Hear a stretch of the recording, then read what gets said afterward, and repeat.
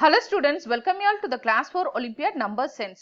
Fifth question is, which of the following options shows the given numbers arranged in descending order? So நம்மளுக்கு வந்து balloons கொடுத்திருக்காங்க, ஒவ்வொரு balloonsலயும் values கொடுத்திருக்காங்க. இந்த valuesல நம்ம வந்து descending orderல arrange பண்ணணும் அப்படின்னு சொல்லியிருக்காங்க.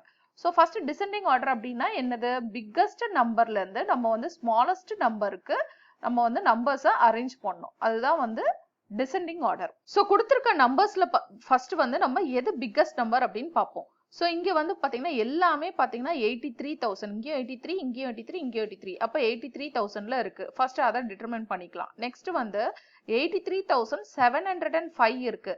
இங்க 83,057. அப்ப இதை விட்டுறலாம். So next இங்க பாத்தீங்கன்னா 83,750 இருக்கு. இங்க 757. அப்போ இந்த மூணு நம்பர்ல தான் நம்ம biggest number find out பண்ணும் first. So 83,705, 750, 83,757. So அப்ப definitely yes தான் வந்து biggest number. So அப்ப 83,757 is the biggest number. Next biggest number என்னன்னு பார்ப்போம். So இது விட்டுறலாம்.